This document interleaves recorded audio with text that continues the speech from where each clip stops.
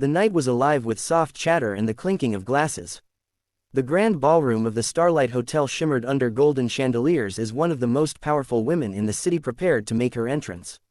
Catherine Ellis, the CEO of Ellis Enterprises, was known for her elegance, intelligence, and wealth. Yet, behind her commanding presence, she carried a secret, a hard longing for something real, untouched by fame, business, or money. And that was where our story began. But before you hear about Catherine and the challenge she threw so carelessly into the air, let me tell you about someone else. A man whose life couldn't be more different from hers. His name was Daniel Cole. Daniel was a single father, raising his 7-year-old daughter, Lily, in a tiny apartment on the quiet side of the city. Once upon a time, he had dreamed of being a pianist.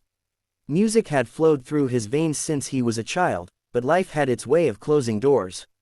When his wife passed away unexpectedly, Daniel traded his piano keys for construction tools, working long hours just to keep food on the table and provide for Lily's future. His hands, once soft and nimble, had grown rough and calloused from years of labor. But every night, after Lily had fallen asleep, Daniel sat by the old, slightly broken piano his late wife had loved, and he played. He played not for money or fame, but for the memories of her and for the dreams he still whispered quietly into the night. One evening, fate decided to cross his path with Catherine's. Lily had been chosen to perform at a charity gala hosted by Ellis Enterprises. She was in the children's choir, and Daniel, exhausted after a long day at work, put on his one decent suit to accompany her. The gala was full of the wealthy and powerful, a world so far from his own. He kept to the side, quietly watching, making sure Lily was comfortable among the other children. And then, during the evening's entertainment, Catherine took the stage. Tall, poised, with an aura that commanded silence. She was asked what she thought about love and what kind of man could ever win her heart. People laughed, expecting some clever answer. Instead, Catherine smirked slightly and said, half joking, half serious, "If a man can sit at a piano and play Chopin, not just play, but feel it, I'll marry him. Because only then will I know he understands passion deeper than money." The crowd erupted in laughter and applause, treating it as a whimsical remark.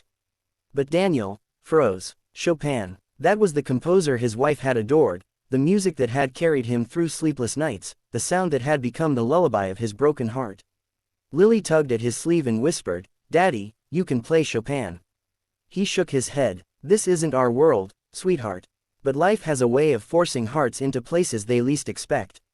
When one of the performers scheduled for the night cancelled last minute, chaos struck among the organizers. Out of desperation, the director asked if anyone in the audience could step up. And to Daniel's horror, Lily raised her tiny hand and shouted, "My daddy can play Chopin." The entire ballroom turned to look at him. Whispers spread like wildfire. What was this man, clearly not of their world, doing here claiming to know Chopin? Catherine's sharp eyes narrowed, intrigued. She leaned forward and said in that calm, commanding tone, "Then let him play." Daniel felt his stomach twist. His palms, rough and trembling, felt unworthy of the polished black grand piano waiting under the spotlight. But then, he looked at Lily. Her little eyes shone with belief. Belief he hadn't felt in himself for years. So he walked forward. The room fell silent. Daniel sat at the piano. For a moment, his hands hovered uncertainly above the keys. His heart raced. And then, he began. The first notes of Chopin's Nocturne flowed into the room, soft and uncertain at first, but then stronger, deeper. His rough fingers remembered what his heart had never forgotten. The melody grew, filling the space with a haunting beauty that stilled even the most talkative guests. The chandeliers seemed to tremble with each note.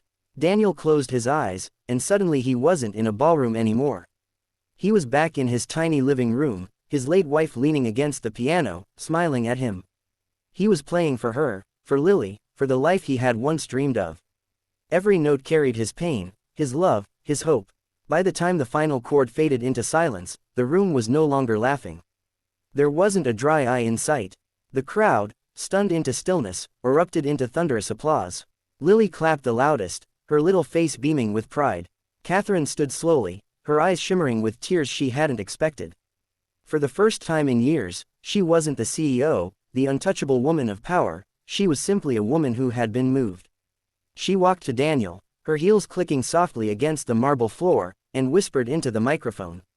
"You've stunned me. You've reminded me what it means to feel. And if I meant my words tonight, then yes, you are the man who could win my heart." The audience gasped. Daniel, still catching his breath, shook his head. "I'm not a rich man, Miss Ellis. I don't have your world, or your status. All I have is my daughter, and this music." Catherine smiled faintly. "And perhaps that's all I've ever been searching for." From that night on, their lives began to intertwine. Catherine, who had built walls around herself for so long, found in Daniel a man who valued honesty over wealth, and music over power.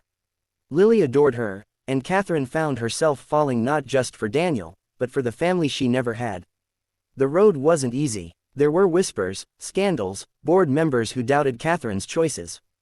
Daniel wrestled with his own fears of inadequacy. But together, with music as their bridge, they overcame each challenge. In the end, Catherine didn't just find a man who could play Chopin, she found a man who could play her heart. And Daniel didn't just rediscover his music, he found love again, a second chance for himself and for Lily. And so, the story that began with a challenge ended with something far more powerful, a promise. Because sometimes, the most beautiful performances aren't given on stage, but in the quiet, everyday symphonies of love, sacrifice, and family. Sparkle's inspiring message to end on. True love isn't found in wealth, power, or perfection. It's found in the courage to be real, in the music of shared struggles, and in the harmony of hearts that choose each other despite the odds.